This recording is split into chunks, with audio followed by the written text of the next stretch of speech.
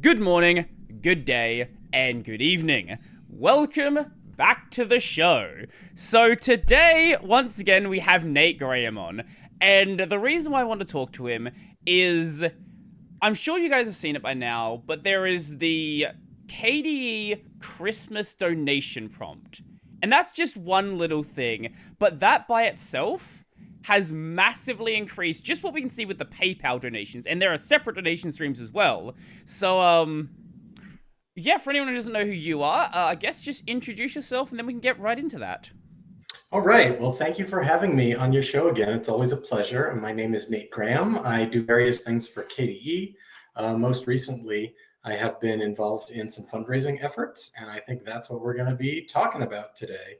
In other parts of my world, other hats that I wear, I'm also on the KDE EV Board of Directors. I'm a QA manager for Blue Systems, where I do QA stuff for KDE projects, and I volunteer on lots of other KDE things because I think KDE is fantastic and needs to be used by everybody on planet Earth. So, I guess before we get into any of the details of how well it works, yeah, let's start with that. Before we get into the details of how well it works, how maybe other ideas that could be done, let's just get into what specifically was done that caused the increase. Because every time I post about it, like, hey, KDE passed 50,000, KDE passed 70,000, every single time, even though I've talked about it so many times, there's someone in the replies like, oh, what prompted this? So if I can just have a clip to direct people to, that would be lovely. It's the obvious question, right? What changed? Well, the thing that changed is that we started showing a very small and unintrusive notification in Plasma itself, starting on the 1st of December. That notification appears once, and then anytime you interact with it, it goes away for a year. The notification says, hey, KDE is a nonprofit. If you love it, we would love your donation so that it can stay sustainable. And so far, we've had a pretty great reaction to this. We were a little bit worried that it would be perceived as naggy, as spammy. We were worried that ads in Windows have habituated people to the idea that pop-ups asking for money are like an evil thing.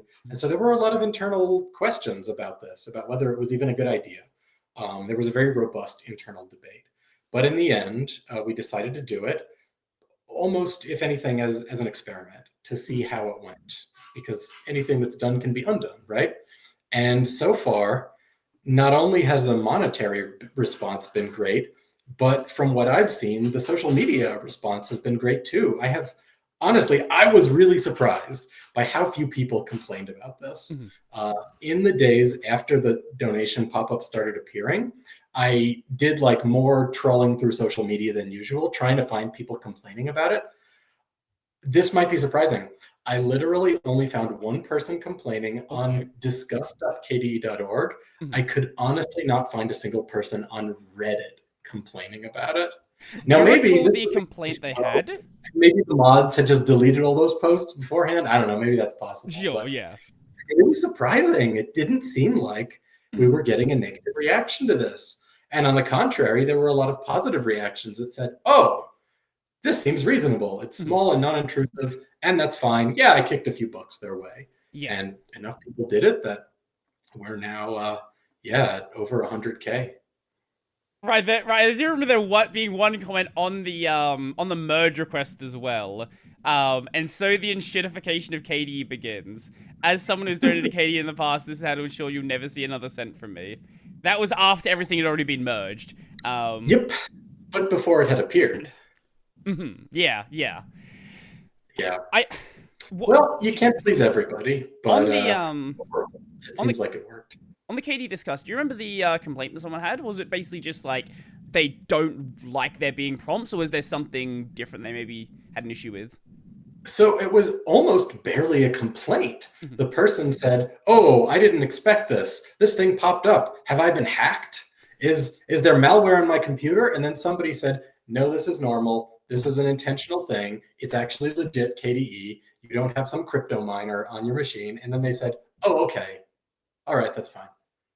After the literally it. After the launch of, what was the update that enabled cursor magnification by default? Was it 6.1?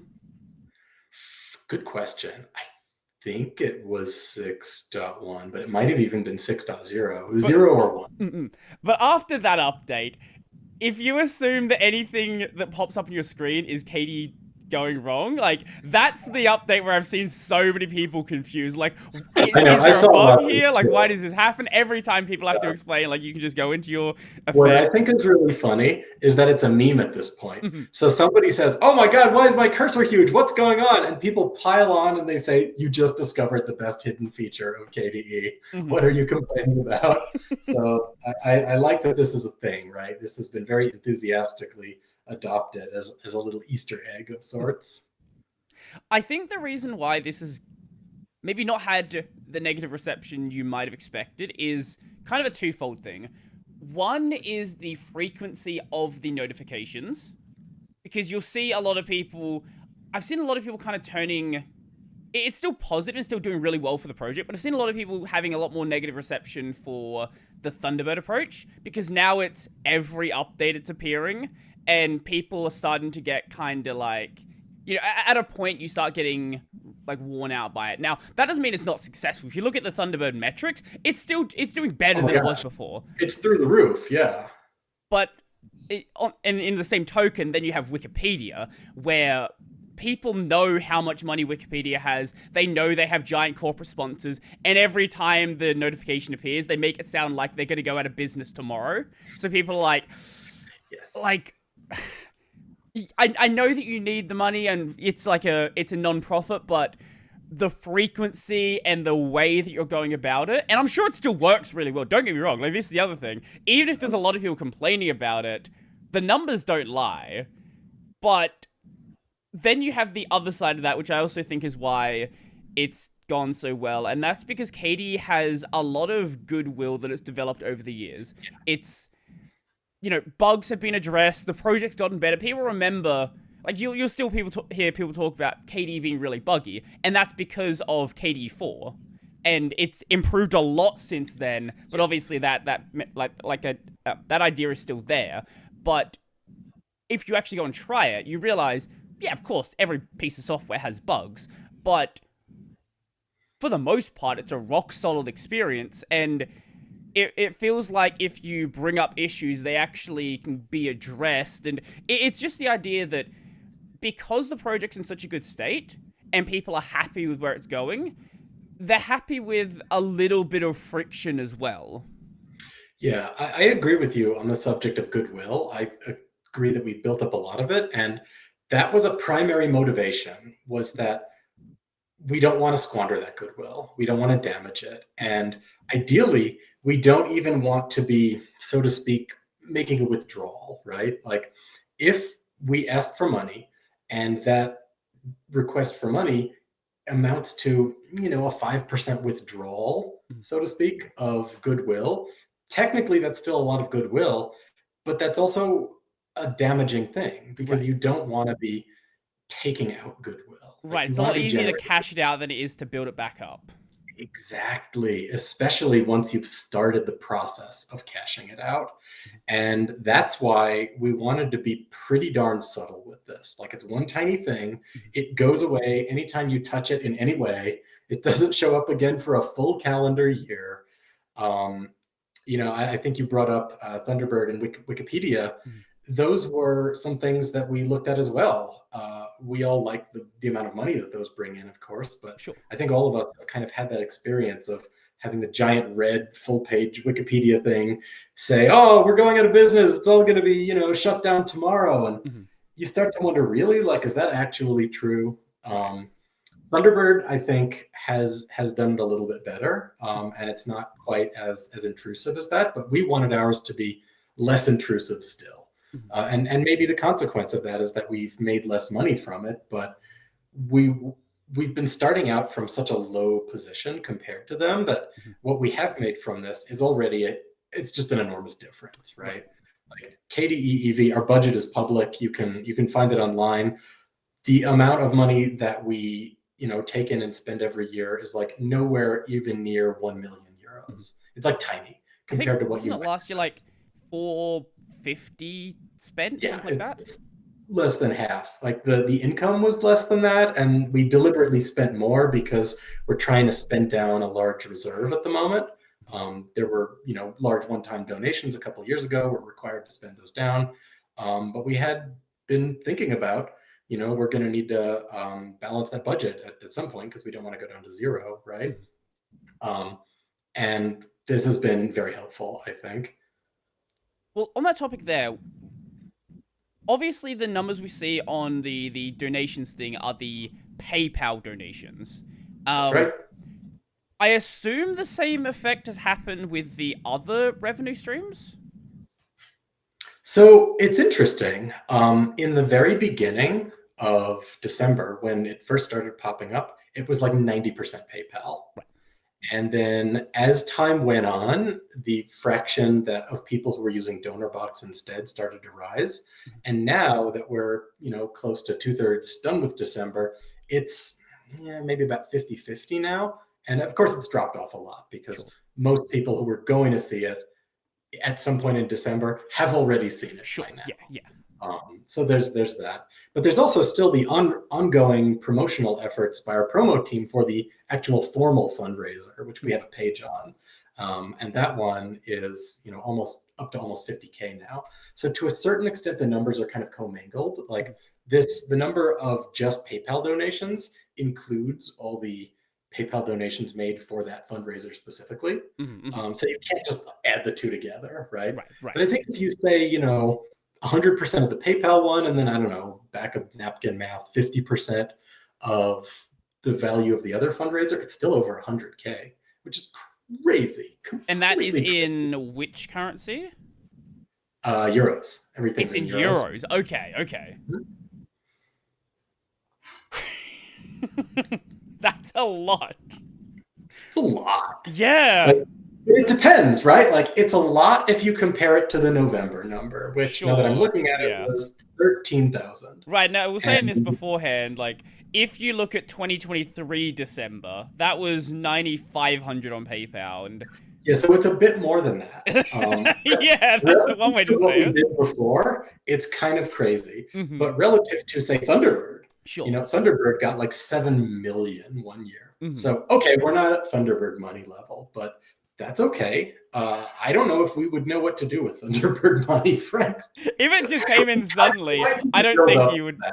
Like, it would be one thing if that was built up. Like, because Thunderbird, they grow over the years. I think at the start of the graph they show in the blog post, they still had a lot. It's like 700,000. But it took them like 4 or 5 years to get to that point.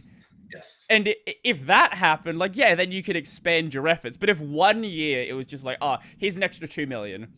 Like, that's almost a problem, right? Especially for a nonprofit. And that's the situation KDE EV found itself in. We got these large one-time donations from, the crypto Pineapple Fund and Handshake Fund and stuff. And all of a sudden, the organization said, oh, we have to actually spend this money.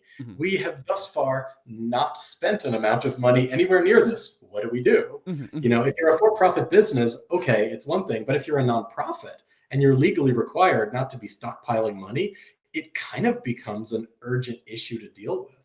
And all of this was a little bit before my time on the board. So I kind of know what's going on from the outsider perspective there. But I know that it's been sort of an ongoing, been an ongoing challenge to spend all that money. And it's what you have to do. When you fundraise and you're successful at fundraising, you got to spend it on the project. Well, that actually leads me into something really important. So KDE EV is a German non-profit. And when people talk about non-profit, a lot of people might understand it from, say, the GNOME perspective, which is in California, if I recall correctly. Yeah. I don't actually know which state it is, but I know it's in the US. Yeah, I'm pretty sure it's California. Okay. With it being a German non-profit, are there any, like, weird specifics there because it's in Germany that make it different to handle, or that maybe things? The legal structures are both the same and different, right? Like, if you look throughout the world, most of the sort of Western, Euro-American world has largely settled on similar legal structures Mhm. for all these things. You've got companies, you've got corporations, you've got nonprofits, you've got this, you've got that, but the details are very slightly different in the case of everyone. In the case of the German nonprofit, there is a much stronger need to not stockpile money compared to American nonprofits. That's one of the small differences that I'm aware of. I know the GNOME Foundation has their own quirks and challenges due to the exact legal regime that they operate under. That's something I'm not very familiar with. I think you'd probably have to ask one of them, but I suspect they would give you a similar answer and say, yeah, there's just like these weird tiny little things that affect how it works. So like in general, yes, nonprofits are all the same, but specifically, you kind of have to know the like exact tiny little thing that matters. There is one very important difference, though, that I do want to touch on, because, again, this is another one that people always bring up. I'm sure you've seen this a bunch of times. Why don't you accept crypto donations? I know it's in the FAQ, but a lot of people just refuse to read the FAQ. It's right there. This is a German law thing. So if you hold crypto donations, you are considered to be speculating, and you're not allowed to do that as a German nonprofit. So we literally can't, take a crypto donation, immediately convert it to euros, and then have that money. It's just not something that, those who have looked at the law said that we can do. KDE does have lawyers. We have a legal firm that we contract with, and I believe this guidance does come from them. So speaking personally, despite being on the board, I regret to inform you that I'm not an expert in German law, but I do have faith in those who are paid to do that. So my understanding is that it's just a legal risk thing. It's not something we can do. And I know it's annoying to people. Every week or month or so, we occasionally get a direct email saying, hey, why no crypto? What's your deal? Why do you hate crypto? And we always have to say, I'm very sorry, but we just can't. Sorry. It's just the way it is. If you really want to donate through crypto, find a developer that you like, and then see if they take crypto directly. Yeah, that's a good answer. Because a lot of developers out there are willing to be sponsored, and many are even crypto enthusiasts themselves. So yeah, that's a good option. Well, in that Good way, idea. also, if you have a specific piece of work you want to fund and you want to fund the specific developer, the money's more likely to go to the thing that you want. If it goes to the EV, it's going to go to Academy. It's going to go to funding this project and that project. And maybe that's what you want to do with the donation. And that's why you're donating to the EV. But if you have... This gets to an interesting topic, though, which is how much money do you actually need to sponsor a feature? And I also want to address this because I often get the sense that people don't have an accurate assessment here. Okay. And that's completely understandable because many people work on open source on a volunteer basis. And so when you see people doing work either essentially for free or actually for free, it can be easy to think, oh, if people are willing to do work for free, then clearly they must be willing to do work for slightly more than free, right? But no, it's not the case. Because when you do work for free, you're working on what you want. It's a hobby. It's not a job. The moment money comes in, it becomes a job. And you have job-related annoyances like dealing with the client, getting an accurate spec from the client, working on something maybe you don't want to do. Now there are deadlines. You have to figure out your tax situation. If you're not already set up as a freelancer or a small business, you're going to have to do that. Like all of a sudden, it is not a fun hobby anymore. It's a job.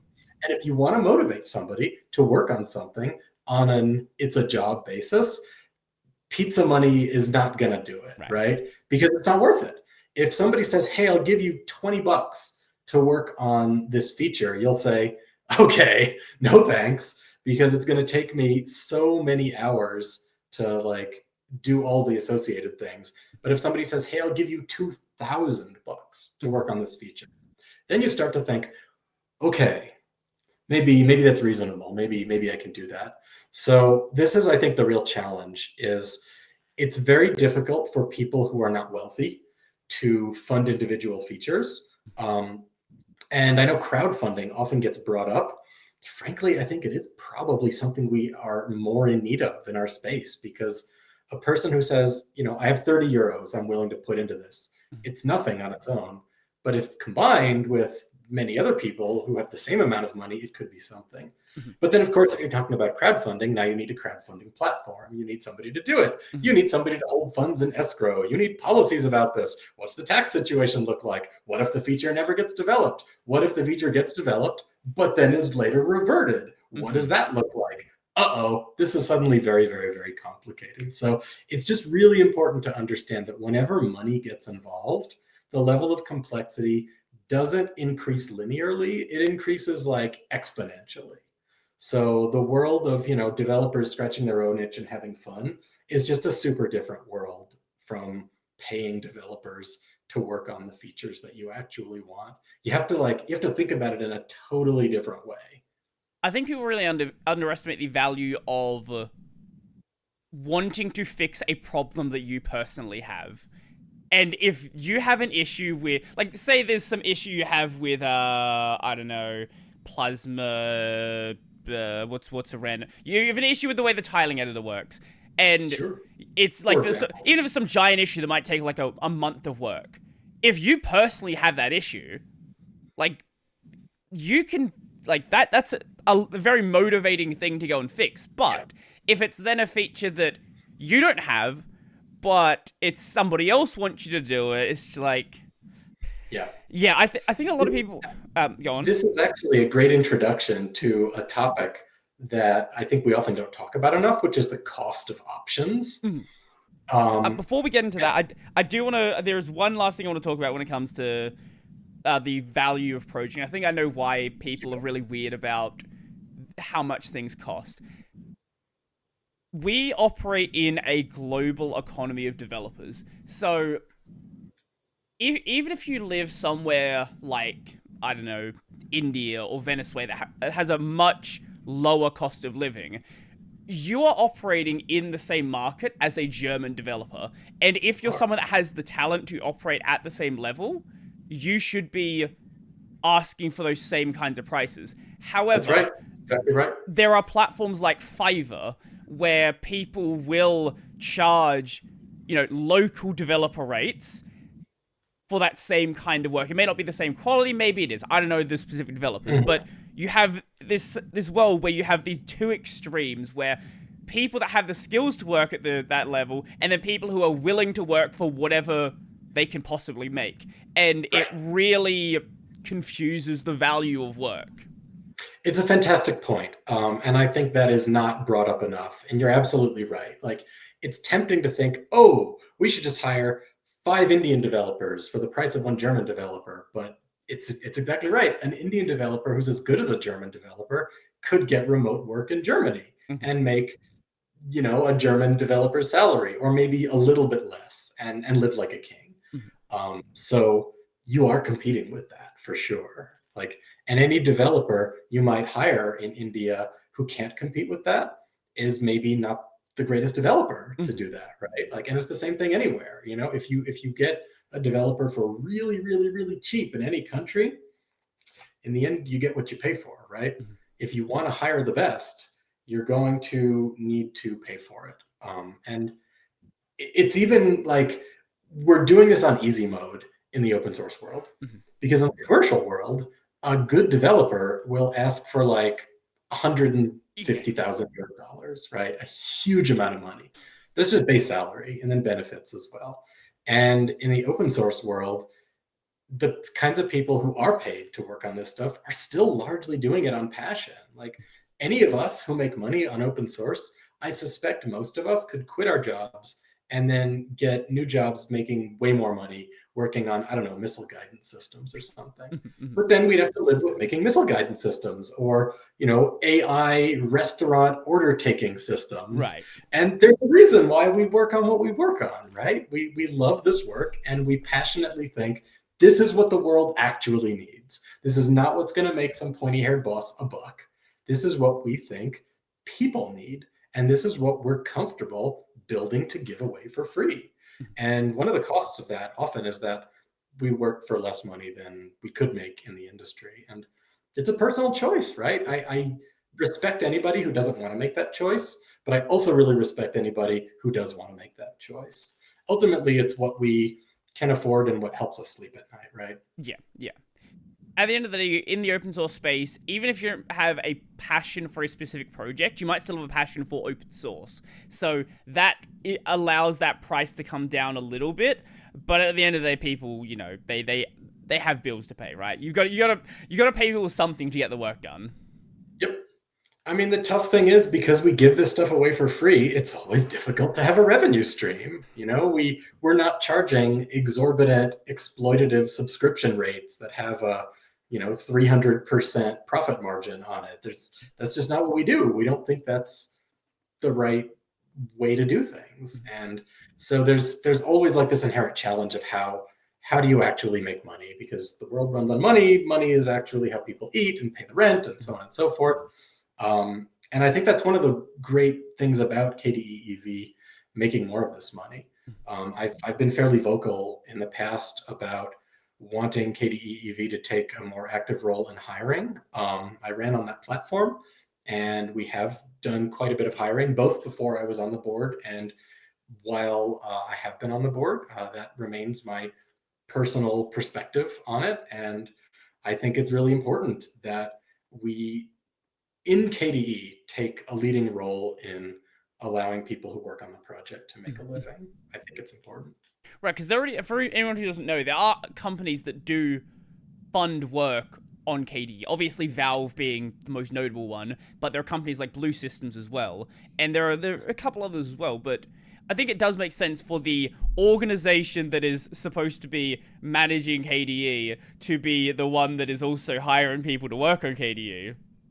I think there's room for everybody, right? I don't actually see us as being in competition. Oh, sure, yeah, that's not what I meant, but like you definitely should be. I think it's a healthy ecosystem. People are paid by multiple different actors with different roles in the community. I think that leads to a very healthy and vibrant environment, which doesn't have the systemic risk of one company or institution blowing up and then killing the project, right? That's no good.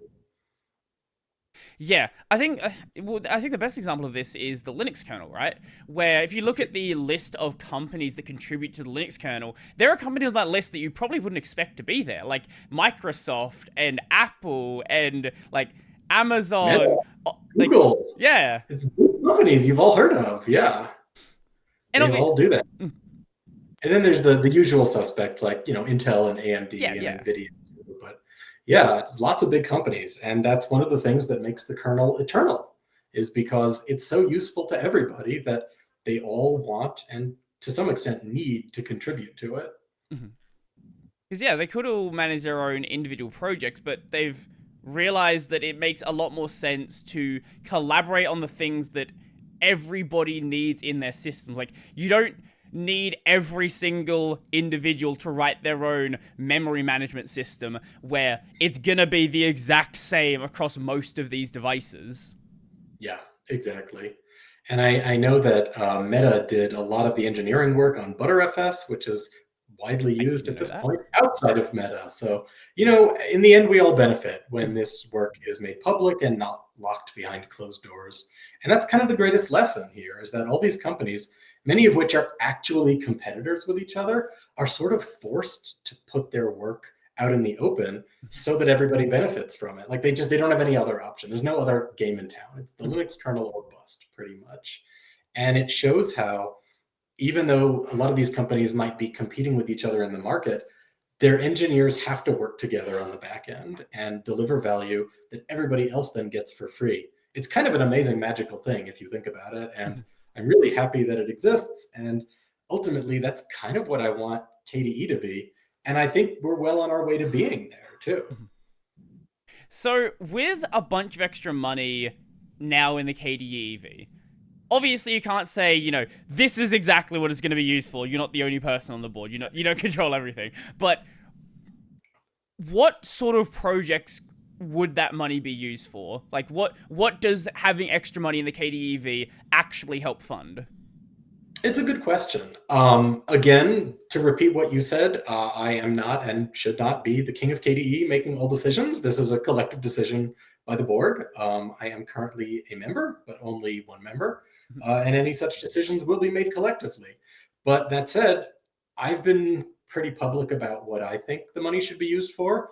On top of that, there are other things that KDE EV has done as well that we would just be doing more of, right? So one is balancing the budget. We want to eventually do that. We have been public about wanting to do that, and this definitely helps take us in that direction. Another topic that frequently comes up is what we should do about having our own OS. We have Neon right now, and then there's KDE Linux, which is in heavy development right now. And it's been something that we've talked a lot about, how we want to have our own distribution channels. And you've seen this in a couple of cases, not only with an OS, but we also have the Windows Store. KDE EV funded the pipeline to upload apps to the Windows Store so that developers could make their apps available to Windows users, and they could charge a fee for it so that we could make a revenue stream out of that. And of course, the binaries will be available for free publicly if you don't want to do that, and they still are. But that's something that KDE EV put money into because we thought that it was important to control our own distribution. So the Windows Store is one example, and our own OS is another example. You see how important this is to partners already. Slimbook and Tuxedo both use some variant of Neon in their shipping software. And so it's important that we, who do have a relationship with them, are being good stewards of this, right? So that's one option. We could do that. There's also the option of paying more people, employing more people, working on more projects. There's general maintenance of the software stack, fixing targeted bugs, implementing targeted features, time-limited projects to help spin up things that are strategically important but that aren't going on right now. I know there have been other people who have asked us to help fund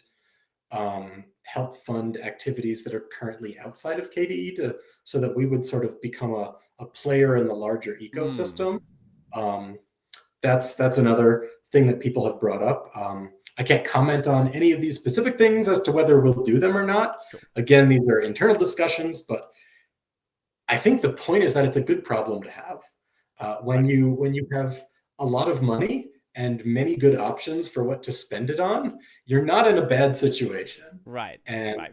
one of my goals is to help us remain in this not a bad situation. Right, maybe the regulators have an issue of you having too much money, you need to spend more of it, but that's much better than being in a position where you don't have enough, and you're like, okay, what do we have to get rid of this year? No, that's a bad situation to be in, very bad situation. And even if it's understandable because you just don't have the money, it still sucks to have to cut back and pull back and that sort of thing, right? Not a good thing. So we want to avoid that. As it currently stands, how many developers are actually paid for by KDE EV? Let me think. 3, I believe 3. Are those like contract workers, full-time? Yes. Okay. They're all contract workers at this point. And not just developers, we also have documentation, and then we have promotion, and then we have internal office assistant, which is important for us to do this.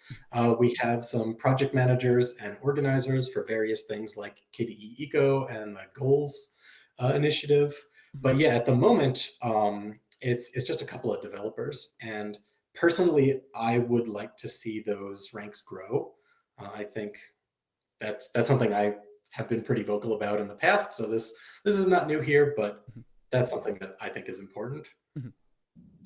So, okay, let's go back to the prompt for a bit. I've seen some, I guess, a kind of confusion about how it specifically will and will not appear. So, my understanding is there is a requirement that your system, the KDE hasn't been installed in your system within the last 2 weeks for it to show up, something like that?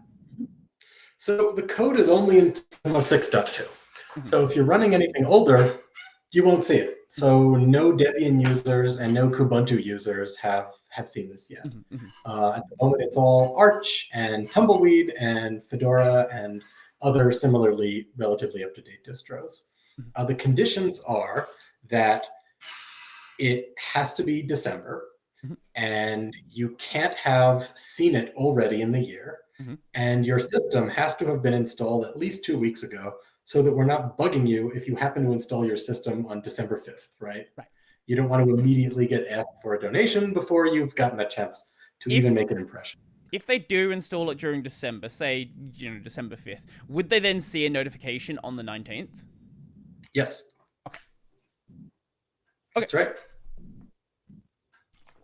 And if somebody never super easy to change too, like if we wanted to change that from 2 weeks to, I don't know, 4 weeks, it's literally one line in a piece of code. So it's very easy to change. But so far, I don't think we've seen a lot of reason to.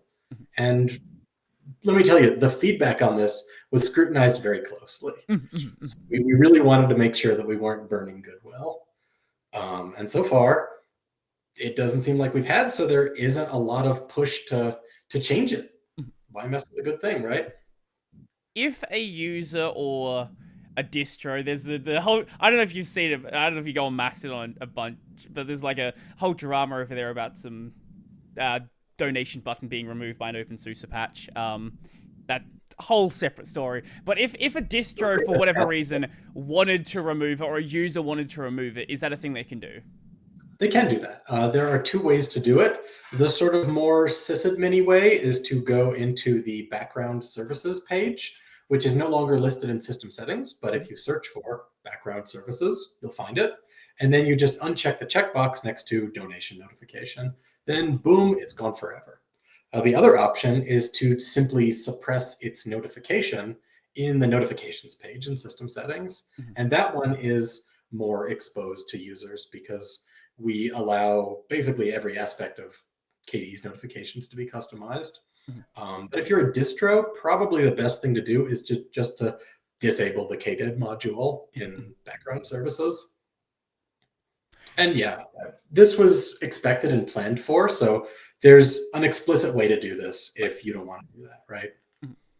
Right, because it could get a little bit odd if, say, you're Valve, for example, with the Steam Deck, where you have a prompt there to fund the project, but, people might be confused. Is it funding Valve? Is it funding KDE?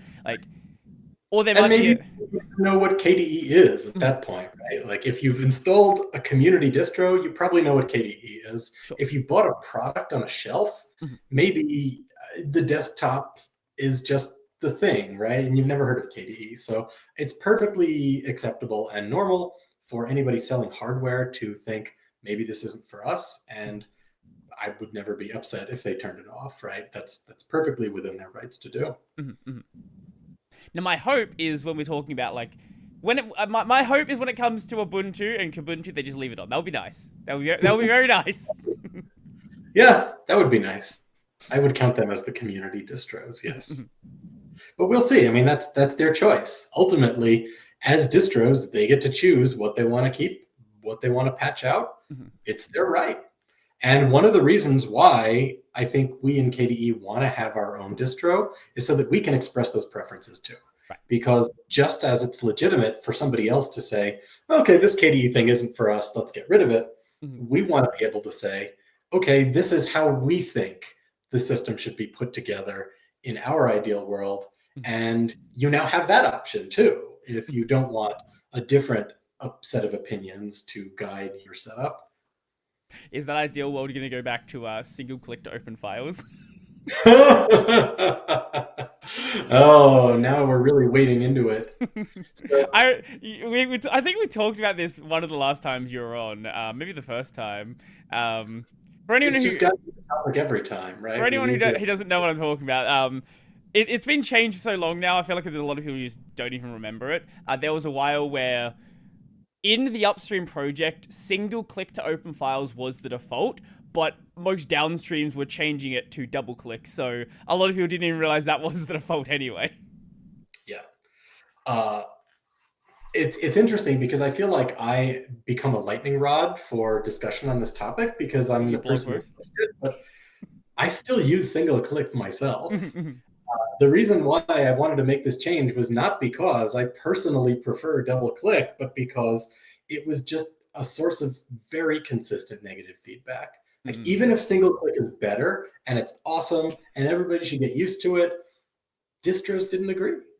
They got feedback from their users that said, what is this single click nonsense? Why doesn't it work the way Mac OS and Windows does?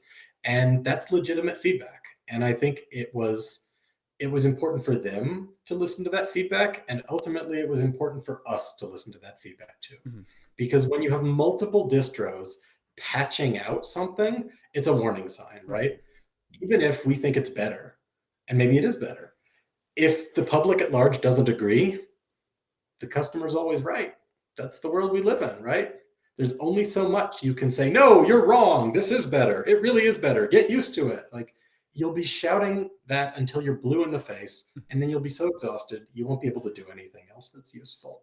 In the end, we had to listen to public opinion on this. And maybe public opinion shifts. Maybe in 10 years, all the kids who have grown up with smartphones will say, what is this double click nonsense? How come I have to click twice to open something? Of course I want to open it. And then all the people in KDE who are still around from that era will say, aha, you fools, we were right all along. Single click, let's do it. And maybe that's what happens. But that's not where we are right now, you know? You might be onto something there. I've heard indie devs talk about this issue where if they put kids in front of a keyboard and mouse, a lot of them have no idea how to play a game. But if you have them in front of a controller or a touchscreen, especially a touchscreen, like you'll sometimes see kids play an indie game at like one of these cons, and they'll try to touch the screen as if that's how you play the game. So you might be onto something. So for what it's worth, I have 2 kids. My kids, of course, are very familiar with touchscreens, but we have lots of computers in the house, so they're very familiar with computers. When my kids were young, the very first thing they tried to do was single click things to open them. They didn't understand double click because it's not very intuitive. And then there was that moment where it's like, oh my gosh, wow, maybe this really is the thing. But then I said, okay, to actually open this thing, you double click. And I showed them how to do that. And within 10 seconds, they'd mastered it. So I think that's really the thing. Yes, if you're talking about children and new computer users, single click probably is more intuitive. But we have to admit, most of our users are not children and new computer users. They are people who were taught double click at one point. I've seen my YouTube analytics. 10 seconds, picked it up, and it's a non-issue. Yeah, I've seen my YouTube analytics. I'm well aware that most people here are not 10 years old. Yes, and that's the thing. Like, in the abstract, sure, if once KDE achieves world domination and every child in every school is using a KDE book instead of a Chromebook, maybe it's time for single click again. But until then, maybe not. Yeah. When we're talking about the distros not shipping the donation stuff yet, when eventually going to have a new version, I think Kubuntu has 6.2, but they had like a slightly older version of it, if I recall correctly. They have 6.1.5 right now. Oh, I could have sworn they... Whatever, it doesn't matter. They don't have the version. That's the point that I'm getting at. And Debian definitely doesn't. Debian, yeah. Maybe I don't know if it's in SID. Debian SID does have it. That one is 6.2. Okay. The reason I know this is mostly bug reports. When we get Kubuntu bug reports, they're all on 6.1.5. Right. And when we get Debian bug reports, they're all on 5.27.5 or else 6.2.4. Yeah, that makes sense. Quite a big gap there. Yeah. But what I was going to get at is it's kind of hard to really say what the popularity of the donation is going to be, because this year it's not just that the donation exists, it's that people are being told about the donation, people are talking about the donation. So without seeing what it's going to look like with next year's numbers, which is going to be all the distros having it, and then a year after that, so you have a couple of years worth of data, we can't really know how successful it's going to be. Right now, it's pretty much an enthusiast base. And these are the people who I think we might have expected to already be plugged into our social media and aware that you can donate and that we do December fundraisers.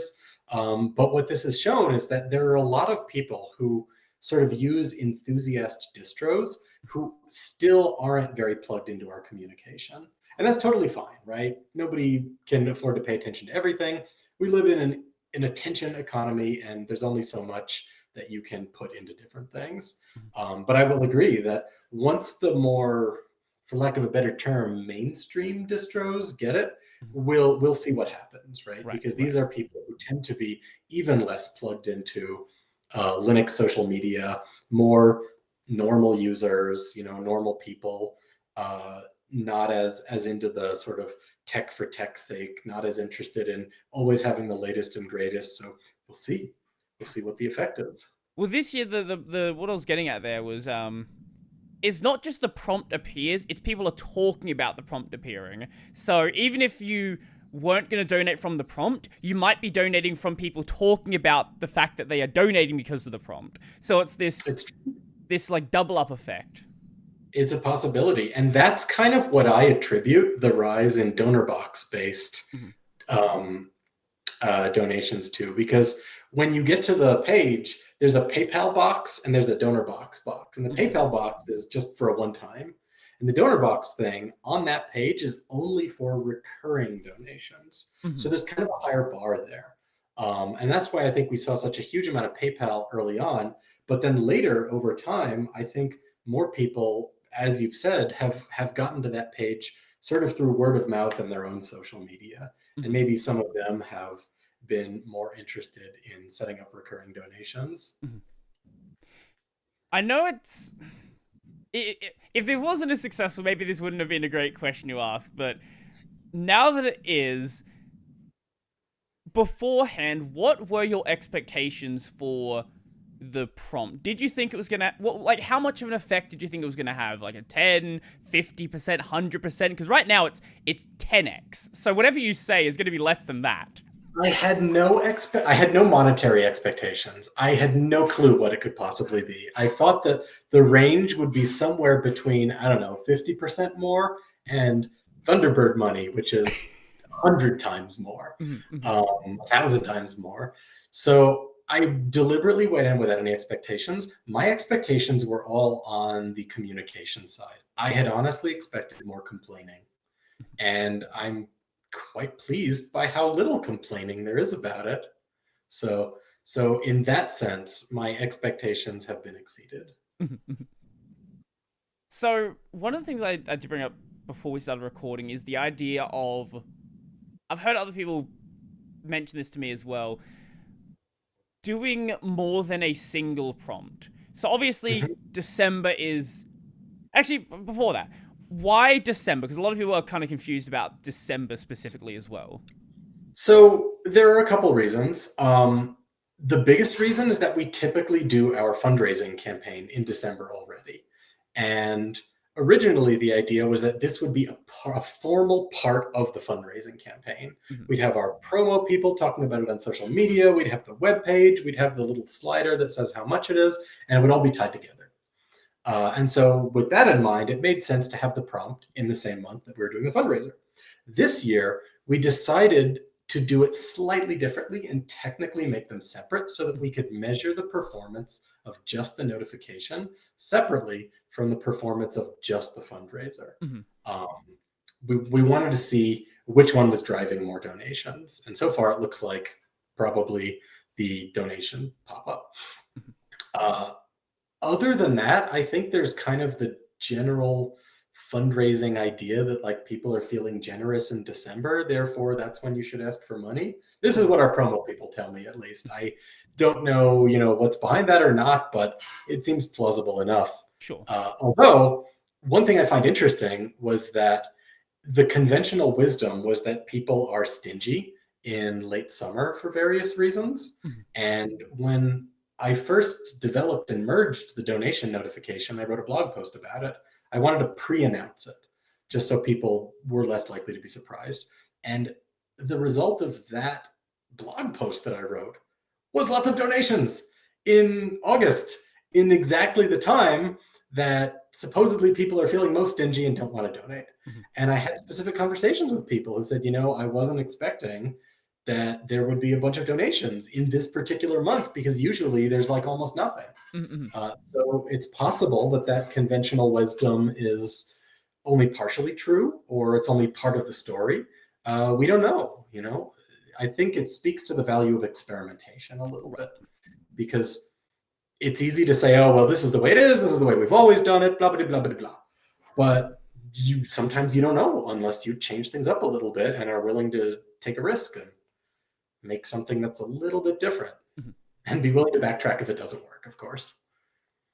I'm happy you said August there, because my brain was like trying to remember what is late summer, because late summer is like right now. Oh my gosh, I forgot you're on the upside down part of the world. Yes.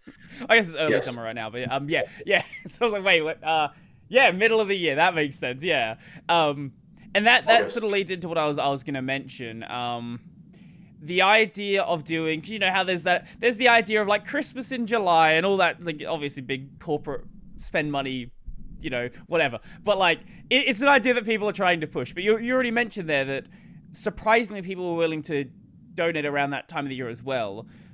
Obviously, doing a prompt every single month, that could get to a point where, if people start, you burn through that goodwill relatively quickly.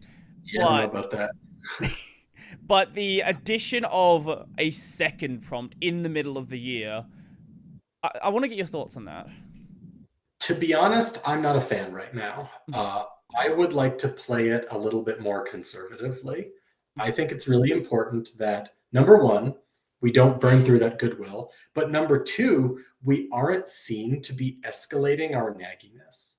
We communicated once in December, just once in December. And if we then say, well, this was so successful, we've decided to stop doing it just once in December. We're now going to do it twice a year. I think that will establish a pattern in people's minds. Right. They'll say, uh-oh, does that mean the certification of KDE? Uh-oh, does that mean we can't trust KDE? Because they said once a year, not intrusive. And now they're going back on that promise. I don't think we want to be in that situation. Now, this is my opinion, right? This is just me. I don't make all of those decisions, but I would personally be wary about increasing the frequency, even if it would work, even if it would get us more money, because maybe it would. I don't want to burn through that goodwill. I think that's more important than money, frankly, because money comes and goes, especially in an institution. Institutions deal with huge amounts of money. You've got 50,000 euros coming in. You've got 48,000 euros going out. The sums are very large, right? Money is like, it's a form of energy, but goodwill is something that it takes years and years and years to build up. And once you've gotten rid of it, it takes even longer to get back. Right. It's like interpersonal trust, when somebody violates your trust, how long is it going to be before you trust them again? Somewhere between a very long time and never, depending on who you are. And I don't want to risk that personally. That's my opinion on the matter. A good similar comparison with Goodwill there is, I play a lot of Path of Exile, and Grinding Gear Games, they have made this game for the past 15 years or something, 12 years, whatever the number is, and it's been progressively getting, better and better and better. And PoE 2 came out, and it doubled their player base for a paid early access of a free game. So PoE 1's free. The early access for the new game is like $30 and it doubles their player base. And that's because they have spent all those years listening to player feedback, listening to what users want. And even though the game is in like a really rough state when it came out, like item drop rates were really bad, a lot of fights were super overtuned, classes were really underbalanced. Even with all that, it's basically like flatlined the player base for the past couple of weeks at like 500,000 people for a game that normally has, maybe on the highest of high leagues, like 150, 200,000 people. And like that's the power of goodwill there. It is. It truly is. And we have a lot of this in KDE right now. And we've built it up by being responsive and responsible. And we're seen as good stewards of the software. We're seen as in touch with the user base. We're seen as not being money grubbing and exploitative. And I mean, why would you squander that, right? For something as worthless as money. Money comes and money goes, right? I mean, it's important, Sure. of course. I talk about this all the time, but like I said, money is like an energy. It's a thing that powers organizations. It's something that you can get more of so much more easily than you can in Goodwill. It's just not worth it to squander that, I think. Now, I have my ideas about this, but I do want to hear your thoughts. Why do you think the prompt did so much better than every single other fundraising campaign that KDE's done before? I think it's very simple. It's because only a very small fraction of our user base is plugged into social media and actually seeing that we're doing a fundraiser. I mean, to use in my own family, for example, people have KDE computers, of course. My wife does not pay any attention to KDE's social media. My kids do not pay any attention to social media. All of them saw the donation prompt. Now, my kids aren't going to be donating to KDE, right? But I think when we look at like social media numbers and we say, oh my gosh, wow, this is great. We have 100,000 followers. Maybe that significantly understates the number of actual users that we have. You know, maybe that means we have 1 million users or 10 million users or 100 million users. And all of those people are not going to see the social media thing about the fundraiser, but they will see a tiny little unintrusive pop-up in the corner once per year. So what is it you think that can... Try again. What do you think can be done better with the KDE fundraisers to get the message out to more people? Because I don't think the fundraisers themselves are bad. No, like the all. fundraisers seem fine. It's just people don't know they are happening. Well, and if you look at the fundraiser has actually raised about half as much money as the donation prompt, right? So it's not like one is just leaving the other in the dust. In this year, it's kind of special though, because you do have people talking about donating to KDE. So it's a bit of a weird case as well, because if you donate to that and you know that see the difference. So if you go to the fundraiser website and you donate using that box over there, it shows up differently. Right. It says this is a different campaign internally compared to the other thing. As for how to make the fundraiser itself better, it's a good question. I think that's probably a better question for the people formally running the fundraiser, but because then any ideas I have are probably ideas I should tell to them. Sure. One thing that worked well in a previous fundraiser that we didn't replicate this time was having donation matching. We had somebody say, I'm going to match all donations up to a certain amount. And there was just like a huge, crazy response to that. This surprised me because I thought it was well known that in political donations, most of the time when somebody says, donate in the next 3 days and your donation will be matched 5x, it's just a lie. Like, it's not happening. It's literally an outright lie.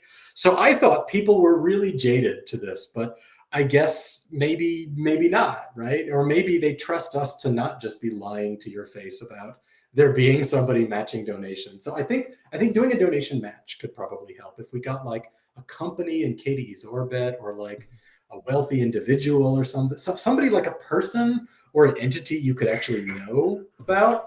I think that would be really helpful.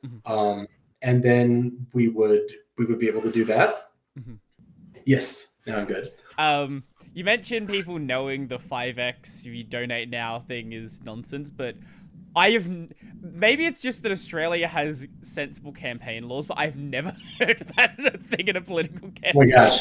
Well, you're talking to somebody who lives in a country that does not have sensible campaign laws. I don't know, maybe this is regulated and illegal, but during the election that just ended recently, me and everybody I know, we're all getting bombarded with mailers, with emails that say, click here to donate and your donation will be matched 2x, 4x, 5x, 10x, 20x. Woo! It's a money machine. Yeah. And it's like, it just gets implausible, right? Who's matching donations 20x? Like, it almost self-refutes. Right. It's a silly thing to even imagine. Who's doing this? Nobody's doing this, right? So I'm happy to hear that you live in a country where such slimy tactics are, for whatever reason, not commonly encountered. I think that's a good thing. I would love to be able to say that about where I live, but it is what it is. We have our own separate problems. Our third parties are only allowed to accept a certain amount of money, which basically means they're not allowed to exist. So we, we have different issues. Yeah, your system's perfect, right? Yeah. But getting back to people knowing about the donation, this is something I've mentioned a number of times now, and I'm really glad that certain organizations do it. The idea of actually reaching out to people that have audiences. So I've brought up this quite frequently, but every time that System 76 has a new product launch, whether it's their new updated pangolin that just came out, whether it was the launch of Cosmic, whether it was the $30,000 workstation machine they have that has like a 256 core ARM CPU. But they reached out to people who had audiences to let them know it was happening. It wasn't like a giant, hey, here's like some crazy email, but it was something that was already going to be posted publicly. It was basically just reaching out to those people to say, hey, we're doing this thing. If you want to talk about it, promote it, do all that stuff. I think, and they did that ahead of time and not in advance of the launch day, right? Yeah. So, for the Ampere Ultra machine and Cosmic, they did like a press call as well, but like that's like a whole extra deal. That's like a lot of like arranging to do that. But Collabora as well. Collabora, when they have some, like with the recent drop of Vulkan 1.4 conformance, they reached out to me and a bunch of other people to say, hey, this is a thing that's just happened. Now you know it's happened. Promote it. Do whatever you want to do with it. Yeah. I think just letting people know that have audiences that something like that is even happening, I think just that by itself can get a lot more word out there. Because I didn't even know that like the Blue Friday thing was happening until I looked at the donations. That we didn't reach out to you about the fundraiser ahead of time. I think that's a very legitimate thing and a super valid data point for us to improve on.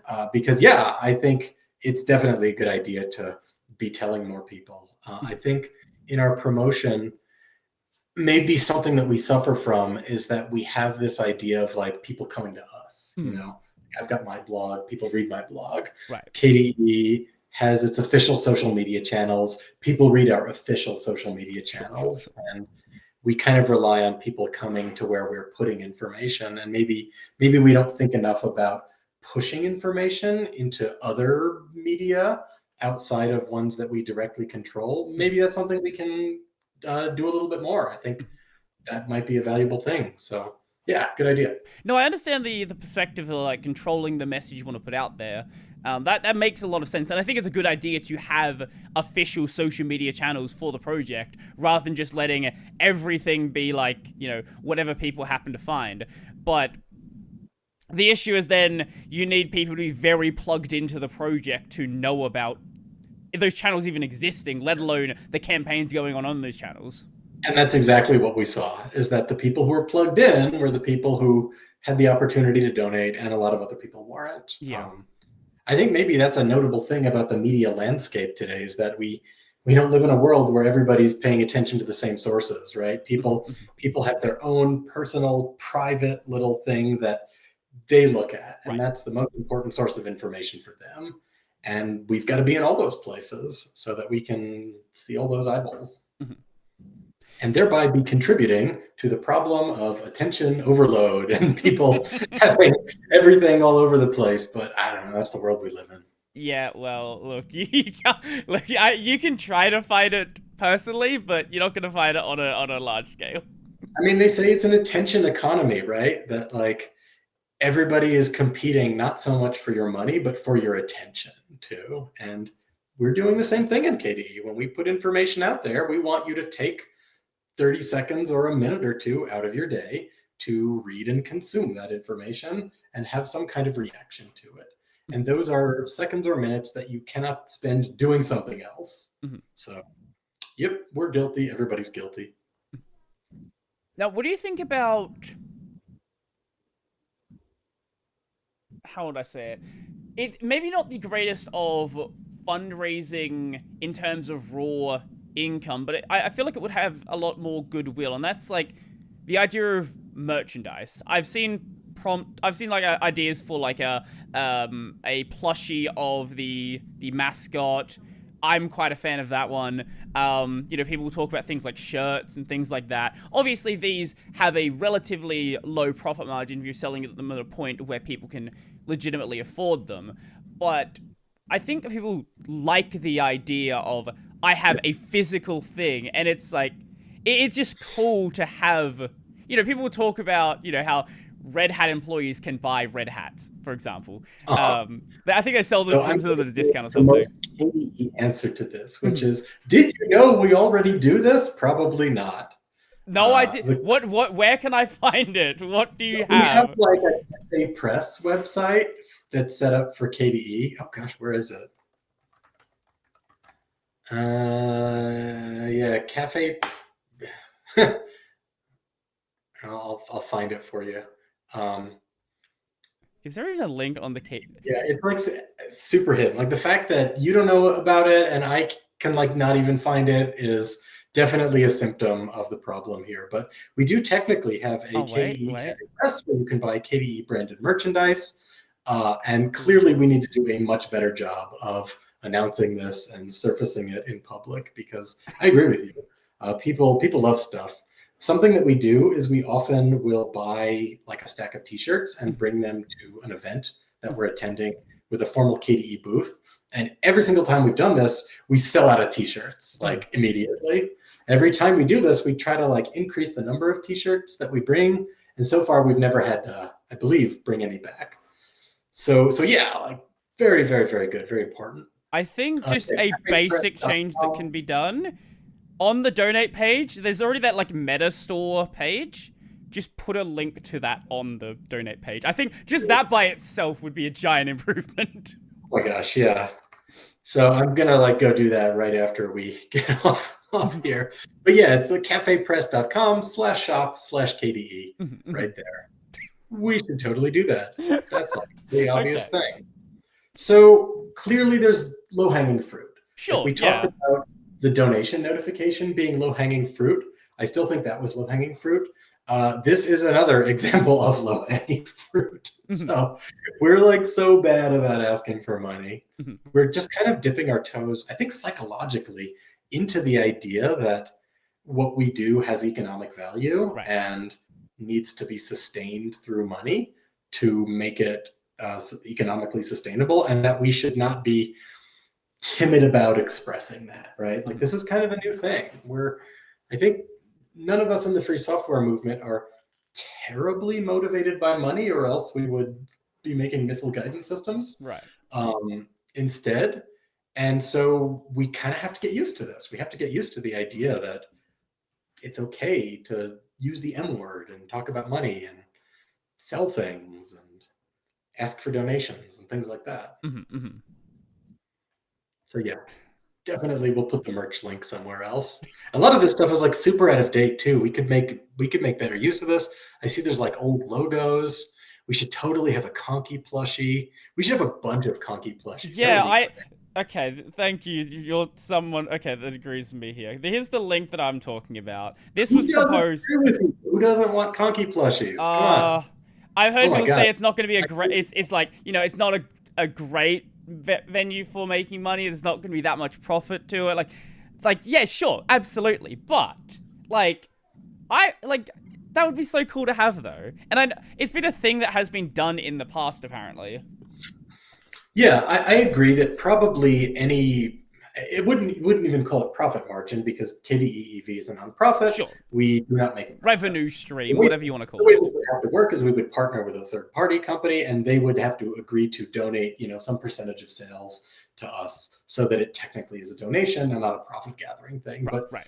I think the value of this sort of thing is sort of beyond the economics of it, because if you're getting more KDE swag out there, more people get exposed to it. And they see, what is this weird K thing? What is this strange green dragon? What is this weird white clock that says community design on it? I feel like I'm seeing this everywhere. What's going on?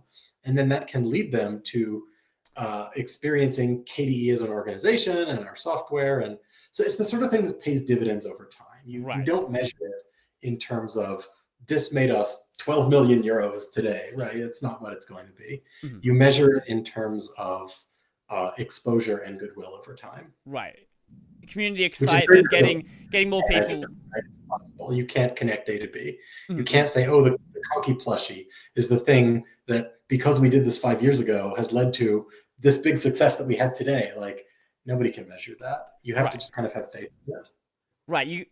And being able to buy merchandise like this, being able to like see, like, sure, it's a cool, sure, but like, I don't know, I'm personally a fan of plushies, and it's something we can just say, oh, I have this thing, and you kind of like feel more invested in the project. And maybe you're not going to be like, top contributor in the project. Maybe you want to talk more about KDE. Maybe you are more invested in, if you find a bug, you'll report it because you've got this thing where you're like, oh, I feel like I'm a part of it. I have this thing that like reminds me of the project. Yeah, I agree. And people love having that kind of stuff in their house, right? People buy branded mugs and t-shirts and plushies of like their favorite TV shows, their favorite video games, or favorite sports team. Everybody loves this stuff. It becomes a part of your identity. Yeah, no, I completely agree. Like this, I think you make a good point about free software and, like, a lot of people being kind of weird about money. You'll occasionally see this idea, and it's not from developers, which makes sense because, the developers are actually the ones writing stuff, but you'll see this idea sometimes where people get confused about the idea of free software. They're like, oh, why would I pay for free software? It's free software. Or like, I mentioned that I think the term free software is just a bad term, and it should have been Libre software from the very start. Yeah, and we wouldn't have had this issue. It's a problem of English, right? Like, we have the word free, and it is a highly overloaded term. Most other languages, like in French, you have libre and gratuit, and they have different concepts. German has the same thing. In English, we're stuck with free, and libre is like this awkward term that most people don't know. But I think the awkwardness is sort of understandable, though, because if you're giving away the code for free, it's really easy for anybody to compile that into a binary and then give that away for free, thereby undercutting anybody who wants to sell it. So there's kind of an inherent pressure towards zero there. Right. Like in mobile games, it's the same thing. I remember when the iOS App Store came out and people started experimenting with selling apps for like $10, $5. And within a couple of years, the competitive pressure has driven everything down to being zero and ad supported. Yeah. And in free software, I think it's the same way, because if some huckster says, hey, I'm compiling the software and I'm going to sell it, anybody else can say, well, I'm going to undercut you and sell it for less. And I'm going to give it away for free because I'm morally offended by you attempting to monetize other people's work, and so on and so forth. So it's not that weird, in my opinion, that people don't want to pay for it. I think that's a big advantage, is that you don't have to pay for it. From the user perspective, is that you get this for free. I think the challenge there is understanding what you are doing. Right. Because if your attitude is, I'm getting this for free, therefore I'm getting one over on the idiot who buys his software, you're kind of not having the right attitude, because let's face it, when you get open source software for free, you do have to put up with a certain amount of slowness and development speed. You have to put up with being the QA person on occasion. If you have a bug, you have to report it. and you may need to talk to crotchety bug triagers and developers, and not people who get electrocuted by their pointy-haired boss if they're not chipper enough when they talk in your support ticket, right? Like, you have to pay to a certain extent with your time. And if you don't, if you wind up in a piece of open source software that's like so amazing that it's better, then you found like the Garden of Eden. And I personally think that KDE is pretty darn close to this. And we have software that is so good, and it's free, and it's very stable, and it's not problematic. I think it's one of the things that drives people to us. But in general, in open source, I think you have to be emotionally prepared to deal with something, right? If you're not paying and you're not the customer, because we're not exploiting you with ads and telemetry, like, what's the catch, right? We like to say there's no catch, but sometimes there is a catch. And sometimes the catch is it might be buggy. Yeah. It might take longer for new features to be developed. The UI might look a little bit like it was made by programmers in 1990. Or have 4 different UI frameworks for the same project. Yeah. And I know that this is something that KDE has been accused of in the past, but we've made a huge difference to make our UIs look like they at least came from 2002. Well, they look consistent, but it's just what has had to be done behind the scenes to make them consistent. And the fact that there are multiple approaches to designing UIs that are all used at the same time. Well, and KDE is very anarchic too, so it's almost impossible to get people to agree on everything. Right. We've got our Breeze Q style, and that themes certain things, and then we've got Kirigami, which we worked very hard to look like Breeze, and then we have like another project that's sort of an offshoot of Kirigami that's called Kirigami Add-ons, which has a lot of really great UI components for use in building apps, but they kind of look a little bit different. They don't look bad, but they look different. And that's because the people involved in that project think this is the way a UI should be made. I see. I see people criticizing Microsoft a lot for a lack of UI consistency. And they say, oh my gosh, it's like there are 10 different teams designing things in different ways. Well, in a big organization without a top-down leader to beat people with a stick, I think it's kind of impossible not to have that. And so in KDE, we have different people and different teams who have different UI philosophies. And what if none of them are wrong? Right. What if all of these are good in a certain way, in a certain context, and there's just kind of a messy internal process of getting people on board and convincing people that one is better and that one is better. Maybe we want to move on to this one and that one. And that's what happens when you have a bunch of highly intelligent and capable free software hackers who have different ideas about what UI style is best, right? That's why you open Dolphin settings window and it looks one way. And you open NeoChat settings window and it's got like cards in it, right? Which one's better? Is one better? I mean, it's a source of inconsistency, but I struggle to really say that one is better. And we just don't have like 100% consensus on going all in with one or going all in with the other one yet. It's just one of those things that I think reveals that it's a community and not a company. Right. There's no boss that says, make it look like this or you're fired. Instead, there are people who said, well, I think this looks better. And other people said, well, I think the status quo works better. And we're just going to have to figure out something on a mutual basis if we want that to be 100% consistent. And maybe even in this state, we're already better than Apple and Microsoft and Google. Well, I was going to bring up that at least you don't have interfaces in KDE6 that look like they're from like KDE2. Because there are things that are shipping in Windows 11 today that I don't think they've updated the UI since XP. Probably not, because why touch it? It works, right? Yeah, I think we don't have that many things that look that old. We're a little bit better than that. And we try to modernize stuff as much as we can, but sometimes it's just tough to achieve consensus, especially when you have like 2 good options. Right. When nothing is like obviously really bad, then how can you achieve consensus there? A lot of wine and cake.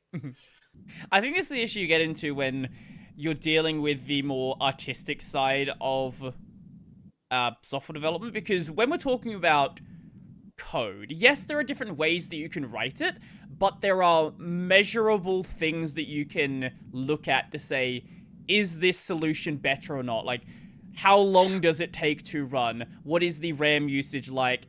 Things of that nature. You can actually quantify what bit of code is better, but it's a lot harder to do when we're dealing with UX design, especially in cases where it's so similar, right? Because you can look at two very extreme designs and say, okay, maybe we shouldn't have a pink button on a yellow background. Sure. But when we're like, okay, what is better? Should the button be 5 pixels to the left or 5 pixels to the right? At that point, it's... Or you like, can't really argue it. Always visible status bar that has always visible useful information on it at the cost of taking up a little bit of space in the view? Or should we have an on-demand status bar that only appears when you're hovering over something or have selected something at the cost of not showing the always visible part? Or should we have no status bar because that's not modern, and then you have to find that information in a different way? Well, these are very subjective questions. How valuable is the information? Do you need to see it all the time? Is it always relevant to that context? Is it always relevant to that context for every person? People are different too. So this is one of the things I love. I love UI design because you have to start thinking psychologically. You have to start thinking about it from other people's perspective and getting outside of your personal mental box where you're saying, well, this is my use case. Right. And you have to start wondering how other people might use it as well. We in the KDE visual design group, we have people show up sometimes and they say, well, I want to help make KDE software modern. And we'll say, well, what does modern look like? Every person gives a different answer. It looks totally different. Some people say, I want it flat. Some people say, I want it not flat. Some people say, I want it blurry with transparency. Some people say, I want it to have sharp corners. Some people say, everything under the sun. Modern is like, it could mean whatever you want it to mean. So it's tough. It is tough for sure. It's tough in a different way from code, right? Because as you were saying with code, things are measurable. This is fast, this is slow, this crashes, this doesn't. The challenge there is being able to understand it and do it in the first place.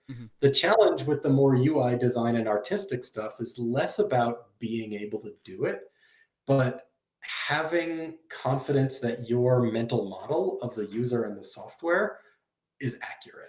Right. And is accurate not only in general, but in this particular place and time with this particular group of people. That's really tough. That's really tough, especially because we don't really do telemetry. Like technically we have a telemetry system, but it's opt-in and it doesn't capture information that's very useful, frankly. Right, yeah. If you want to go and enable, I think, where is it even innate? It's in user feedback, system settings. It's a top level category, but it's off by default. And it tells you what it will actually collect. And it's just basic stuff like OpenGL version information, screen resolution. We're not, in no way are we asking questions like, what do people do when they click on this and then that and then that? Like, we don't have any of the decision chain information. So to a large extent, we're still kind of flying blind and guessing at how people actually use our software, which is tough, right? It's really difficult. We don't have that information. We don't have the ability of a large corporation to say, here's exactly how we know all of our software is used by all of our users.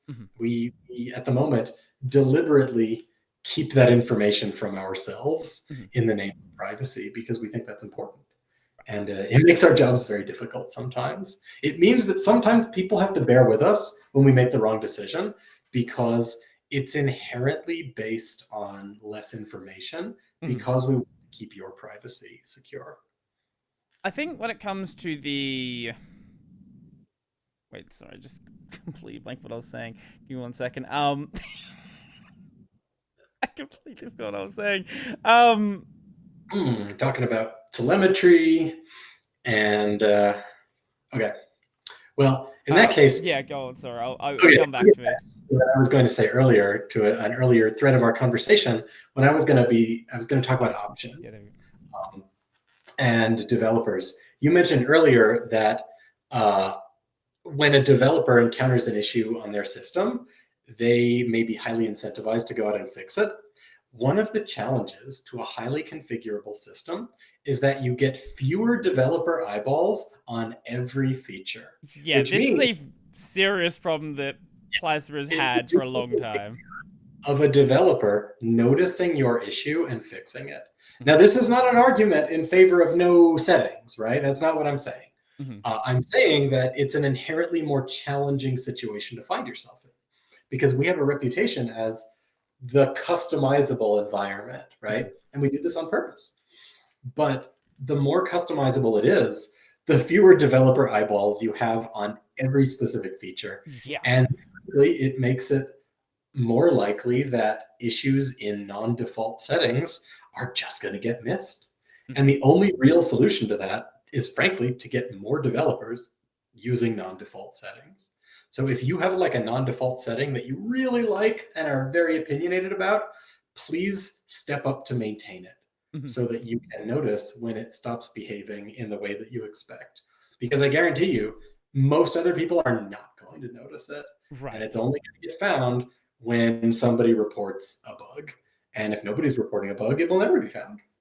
Yeah, my favorite example of this is my favorite example of this is a friend of mine. He uses the magnifier in his desktop. He needs to use it. He cannot function on a computer without it. Like he zooms into his screen basically to the point where you can see like 1 or 2 words. Otherwise, he can't read the screen. And I think he uses like a TV as a monitor as well. Yeah, like. But he's like a developer, game programmer as well. Like, very impressive that he does it. Yeah.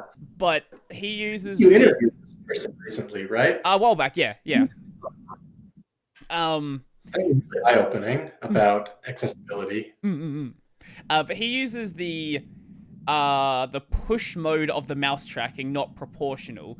And when he had the monitors... So the way he has the monitors lined up, he also has them off-center, so they are aligned in real life. And if you went to the top of a monitor with push mode, there was like a part of the monitor you couldn't access at the time. The problem's been fixed now, but like there was just a part you could not access because the monitors were like misaligned in the layout, and for some reason that cut off the top of it. It's just going to go test that right now. It looks like, indeed, that works. Yeah.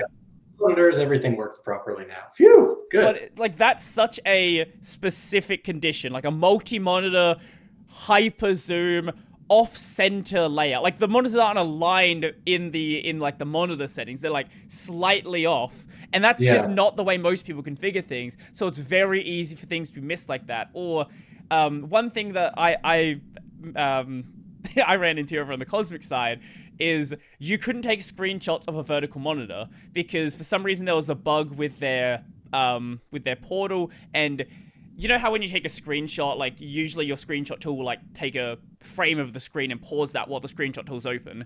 Right. For some reason it took the frame, but it was rotated horizontally, but also half the monitor was blacked out. Whoops. Yeah. And that, you just don't know how you test. Yeah. And, or users test, which gets me back to what I was saying before, which is that especially if you're like an enthusiast and you use lots of non-default settings, you have to accept the fact that you're a part of the QA team. It's just the way it is. Sorry. Yeah. You're the QA team. If you're an Arch user, if you're a Fedora KDE user or a Tumbleweed user, congratulations, you're on the KDE QA team. That's the cost because you didn't have to pay for it. And we love it. We love the fact that people do this.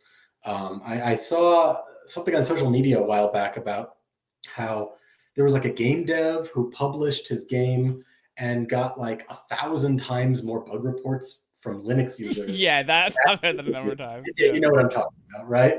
Because Linux users and open source people in general just kind of have a culture of report the bug.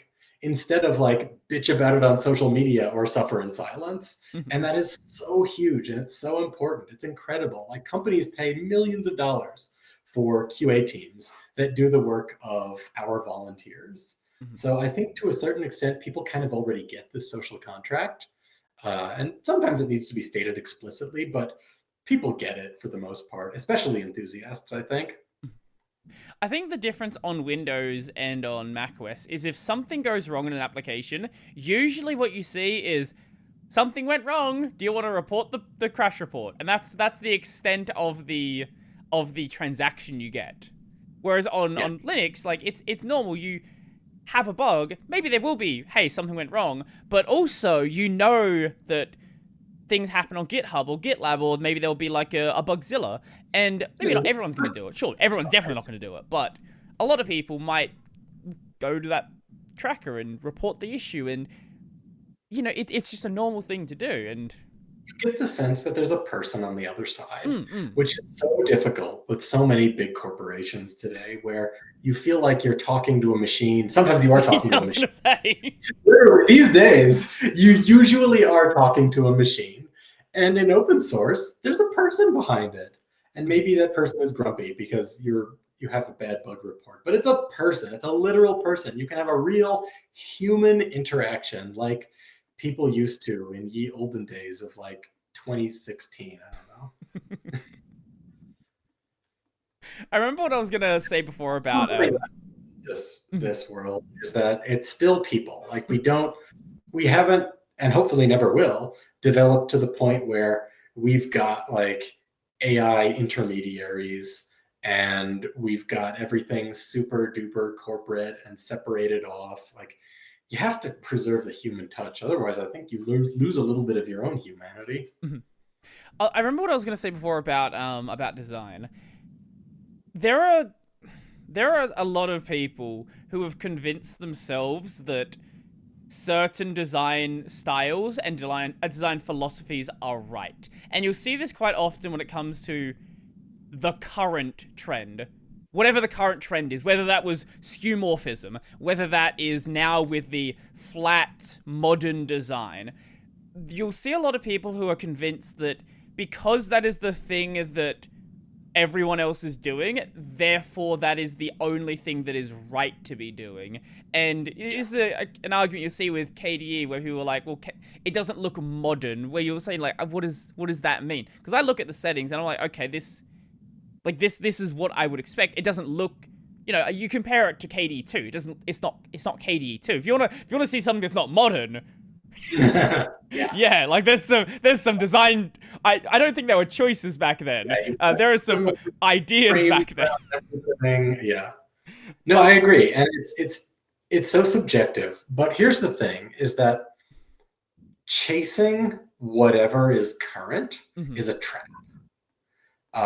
Big companies love changing the style because they need to be seen as fresh.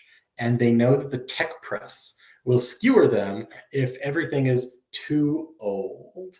And shareholders expect things to be new, and so the company doesn't look like it's dying. We don't really have these pressures in the open source world. And I think that's really important. But moreover, we don't have the resources to chase those trends. Right now, today, we're in the process of remaking our icons. KDE visual designer Andy Betts has been posting publicly about this. He's got his devlogs where he shows long videos about what the new icons look like. He's been doing this for like a year and a half. And it's him and a couple other people. But this is such an enormous amount of work, and it's just an icon theme, right? This is just one part of the visual identity of the system. It's even, frankly, the easy part, because you can take the icon theme and you can apply it to everything. You don't need to port 50 apps to use the new style. And so when people say, oh, KDE has to look more modern, we've got to do this, to a certain extent, we kind of can't because we don't have the resources to. If we change something, we have to change it because it's legitimately better, not because it's what everybody else is doing. Because we can't, we'll be behind.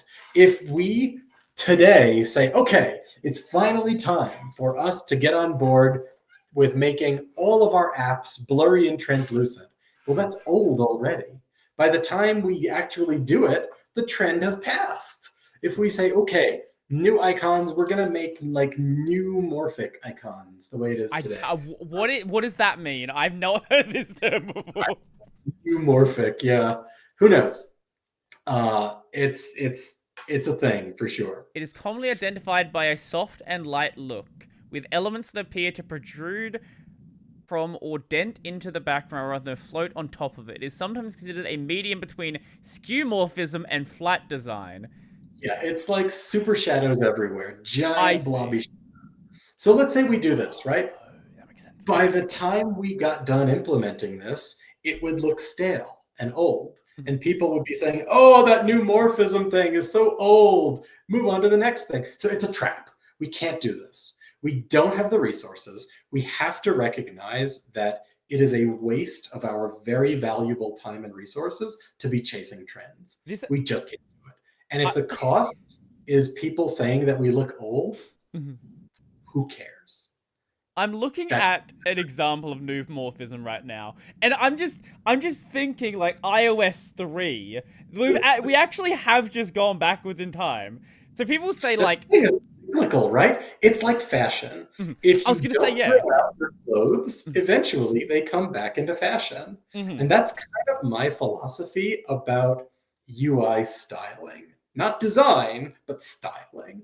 Is that like with baggy pants or skinny jeans, if you just keep them, eventually they come back into style, and you should just wear what you like, what looks good on you. Similarly, we should make the UI look good. We should make it look like how we want it to look like, and not care what Microsoft or Apple or Google are doing, because they have $10 billion art teams that are capable of making a new style every 6 months.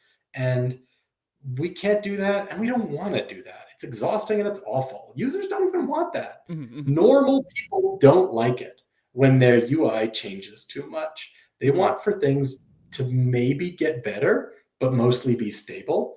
But like, it's such a, tech press thing to be saying, ooh, it looks old, you better change it. I think this is not actually what most people really want, which is fortunate because it's not what we can actually provide. And I'm going to be honest about that. And frankly, I wish more people in the industry were as well. Clothing trends are a really good example, because I remember like maybe a year or two ago, maybe a bit longer than that, everywhere I would go, people were wearing puffer jackets. Those jackets that look like they're life vests. Yeah. And I also remember there were a bunch of kids that started growing out mullets again. Even though, that was the thing that, like, the 40-year-old footballers had. So, like, it came back as, like, another thing. And the same thing's happening with this stupid new morphism. Shut up with this being new morphism. This is just iOS 3 design. Let's stop pretending. It's like that. With clothes, you get baggy and loose, and then you get tight and minimal. I like baggy, tight. And with art, it's the same thing, right? More ornamentation, more visual flourishing, more minimalism, pared down to basics, ornamentation, minimalism, ornamentation, minimalism, ornamentation, minimalism. If you spend all your resources lurching between those extremes, I think you don't end up getting anywhere. I think what you end up having is you have a clothing fashion trends. I think what you end up having is you have this UI that ends up being really inconsistent. You have partial implementation of like 3 or 4 different styles, and exactly it. Yeah. Even the big companies can't consistently roll out a new style universally. Like whenever they say, here's our new style, if you poke around a little bit, you're going to see vestiges of the old one everywhere, absolutely everywhere. So if even they can't do it with 10,000 times the monetary resources that we have, just not even bother to try. It's a fool's errand, I think. Yeah. I really feel very strongly that this is not a good use of our very limited resources. Yeah, it took Microsoft, I think, until like 11 to completely get rid of the control panel. Like, yeah. No, I completely agree. Like, I think what matters is dealing with pain points And that I think is a lot more important than dealing with, hey, are we the latest design trend? Like, is there something that we have that is causing issues for our user? And sometimes that is the UI design, and sometimes it's the UI styling. Like sometimes something is just really old looking, or sometimes something looks in a way that doesn't suggest its appearance. An example I can think of is the URL navigator in Dolphin, the thing on the top. So it doesn't really look like what it is most of the time. If you click on it, it will either transform into a text field if you click on part of it, or it will transport you to a different part of the path that you're on if you click on a different element of it. It's just like not visually suggestive of what it will actually do. So like I would categorize that as a visual issue. That's not a styling issue, it's a usability issue. And that's the thing I really think we should be focusing our attention on first, is fixing the actual usability issues. And then later we can see if something looks old and dated, and if maybe it needs an update in a way that isn't going to feel stale in 2 years, because that's worth it. Well, there are areas where things legitimately can be like way too old. Like if you're dealing with areas where you have like raster icons, for example, and you know that's an area where there legitimately is issues, or a trend that I don't know when this started picking up, but the idea of recoloring icons, where they will take whatever your accent color is and add that into the icon. Like that's a relatively recent thing that I started seeing, like maybe like past 4 or so years. Yeah, and we have a bunch of icons that do that now. It's actually super easy to implement technically. Dolphin does that. I'm actually looking at a recolored Dolphin right now. System settings has little sliders that do that. This is a nice visual flourish that's very easy to add. So that's also another funny thing, which is like, unless you know, it's very difficult to predict how difficult something is. So you could say, oh, we should have our icons recolor according to the accent color. It's relatively trivial. But if you say, oh, all of our icons should have 2 pixel stroke weights instead of 1. Oh my gosh, that's a 3-year project. I think there's an XKCD about this somewhere. You know, the developer is like talking about how long different projects takes, and one is like a 5-minute job, one is like a 2-decade job, something like that. That's really the thing. It's very difficult to know how long something will actually take.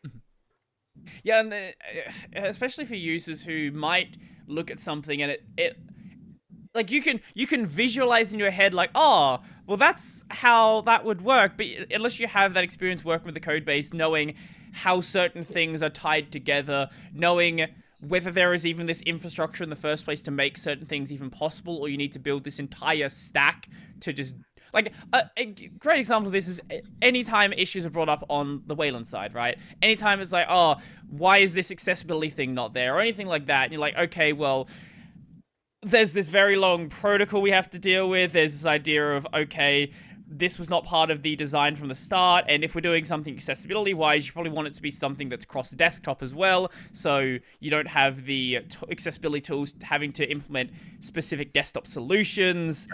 And right. Yeah, although on that subject, I think we should be in a pretty good state accessibility-wise right now. To my knowledge, there are really only 3 remaining major issues.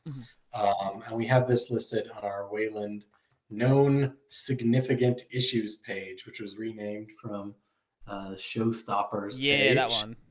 And I'll paste that in here for you real fast. This page is kept up to date. And this is basically our Wayland roadmap for the kinds of stuff that we have to do to get it 100% to feature parity with what the X11 session had, or even just what we want. Linked on that page, you'll see that we have an equivalent page for X11, so that we can point people to that when they say, oh, everything is so much better on X11. We can say, just go to this page and you'll see everything that you're missing. Because there's actually a lot. Oh, my favorite one that people, I'm sick of hearing people say this every time. They're like, "Ooh, X11 can do this." The first one that's listed: if the X server crashes, all the apps are killed. Yes, this is because people talk about the way that X11 worked back in like the 80s, like, oh well, yeah, or the late 90s. It's like, oh well, yeah, if the server crashes, the apps stay up. Like, yeah, if we're running the apps and the server on 2 different systems, but just Stop. We're not doing. This is not how. Doesn't This is not work how we that way. do this anymore. Yeah. But yes, this page is up to date, and we do regularly work on these things and remove items from them once they are fixed and shipped. You see we have a fixed in an upcoming version section on the bottom where you can even see all the stuff that's done but not released yet. So this stuff is a big priority. We want to have Wayland support done and dusted. I mean, personally, this is me. I'm looking forward to the day when this page is empty and we can get rid of the X11 session. And when we do, nobody will complain because there's literally no problem. Everything will work. There's no issue. I think that's really important because right now, all the development effort is on Wayland. Most developers use Wayland. At this point, most users use Wayland. We do have telemetry on this. We have about 80% of our user base, our Plasma 6 user base, on Wayland. Wow. 80%. That's just the power of switching the default, honestly. We switched the default. Most people stayed with it. It was fine. So 80% of Plasma 6 users on Wayland. And this creates a really big problem because, like I said, if a developer isn't using your setup, it's going to bit rot. And people who are still using X11, I've started to notice from bug reports, are starting to experience weird little issues here and there, strange issues. Like there's a bug report just yesterday I saw where somebody said, when I assign a keyboard shortcut to a panel, and then I hit that shortcut, on X11, the panel gains an entry in the Alt-Tab switcher. Well, that's weird. I don't doubt it. But I'm also sure that nobody is testing that on X11. And that's why I think we have to have this done as soon as possible so we can just say, there is no more Wayland on X11. This is just how you run Plasma. And it works perfectly. And if there are any bugs, we'll fix it. But we're not going to claim support for this old thing that technically we support, but in point of fact, nobody's really developing it. Because I'm saying the quiet part out loud right now. If you're using X11, if you're using the X11 session, you're essentially using abandoned software. And if that is upsetting, I'm very sorry, but that's just the way it is. Nobody's developing X11 anymore. It's just the truth. Sorry. If you go to the Xorg repo, I think over the past year, there's like, I think 50% of the patches are one guy. You'll see a lot of X Wayland. It's almost all X Wayland stuff. Yeah, no, I mean besides the X Wayland stuff. The X Wayland stuff, yeah, I think like Oliver and a couple of people do that. It's almost always that. But like the actual Xorg stuff, there's like one dude who's doing it. I'm not terribly surprised. Yeah, like the writing has been on for a while, and I totally understand the pain points for people who say this thing still doesn't work on Wayland the way I want. It's completely legitimate. I'm with you on that, and I think we need to, personally, I think we need to address those use cases as fast as possible so that we can say, not only is Wayland good enough to be the default session, it's good enough to be the only session. Because it's the only session we're still developing right now. Let's be fair. Let's be honest about that. It really is. And just say, I'm very happy on one of the things that's fixed in an upcoming version. The thing where you drag an image and it creates a sticky note. I'm so sick of seeing that issue. Yeah, I think that was a Qt issue. Yeah, Chromium, native Wayland, fixed in Qt, and 6.8.2. Right. Because like when I first saw it, I was like, what? Why? What? It's one of those things that's like both minor and major at the same time. Because like if this is broken, who cares? There are a million other ways to get an image out of it. On the other hand, if this is broken, you think, whoa, what else is broken if they missed that? Right, so right. That's... Yeah, I don't see it every day. When I see it, I'm just like, oh. Okay. That one turned out not to be our fault. That was cute. Okay, well that's that. That's the thing though. At the end of the day, when the user sees a problem, KDE is the problem. Well, it's always our fault. They report bugs to us anyway. Harold actually gave a great presentation about this at Academy when he was talking about KDE Linux and the distribution model, and how in the old model, or maybe I should say the current model, the user downloads a distro that's not made by KDE. The user has a bug. the user reports it to KDE. The user does not report it to their distro. The user does not report it to Qt or GNOME or GTK or SDL or Electron. The user has no idea where the bug is. The user only knows that the thing they're interacting with is KDE, so they tell us. Mm-hmm. And that's really hard. It's very difficult to deal with that and basically give people a good experience, right? Because you can always just say, this is a Qt bug, please report it upstream. And you can do that. That's totally legitimate. But in the back of your mind, you're going to know they're probably going to ignore your bug report because it wasn't written by a developer who they know personally. So in the end, we kind of have to be the ones to take ownership of this. Like in an ideal world, it would be distros who take ownership of it. They would say, we're the system integrators. We're putting the pieces together. We know exactly at which part of the stack every issue is occurring. If you have a bug, always report to us first. Never report to KDE or GNOME or even the app. Always report to us. Mm-hmm. And I think that may have been how things started out in the past, but that's just not how things are today. We just don't live in that world anymore, and we kind of have to acknowledge it. Mm-hmm. Yeah, when Linux started and the only people using it were developers, you can have very different expectations for what people are going to know and what they're going to do. But, you know, we're not at the point where you need to use another Unix system to create a file system so you can then load the Linux kernel onto it, and you need to compile your GNU toolchain from a Minix system and copy the files over. Like, that's not where we are anymore. Like, everything changed when the predecessor to Debian came out. Blanking on the name. I forgot. It was a little bit before my time. SLS. So. SLS Linux. Soft Landing Linux System. When that came out, that was the first proper distro. Then from there you had Debian and Slackware fork off of that because that was kind of badly maintained because it was 1995 and nobody knew how to maintain a distro. And then from there, like that, once those happened, that's when everything changed. The next major changing point was Ubuntu. Like, you still had a lot of developers using it up until that point, but when Ubuntu happens, now you have a system where normal people can use it. And it started, I think, explicitly being pitched as an alternative to Windows and Mac OS that normal people could use. Mm-hmm. Remember the netbook era? I mean, there was that brief time when normal people bought little mini computers with Linux on it. My sister-in-law bought one when she went to the Peace Corps in Ethiopia. That's the one she brought with her. It was a little tiny, 8-inch screen Ubuntu Linux thing. It was really cool. But maybe that time is over now. But that was the era, right, of excitement. Normal people could use this. Mm-hmm. And well, normal people could use it, but maybe it wasn't at a level where they could use it. But now there's been a lot more progression now, and it's getting to a point where legitimately normal people can use it. Like, yeah.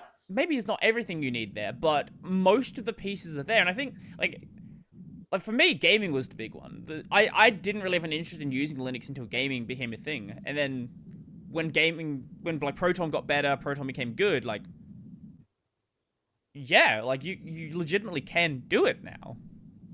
That's right. It's pretty great. Well, I'd love to talk forever, but I think I actually have to go pretty soon. No, it's all good. We can wrap this up.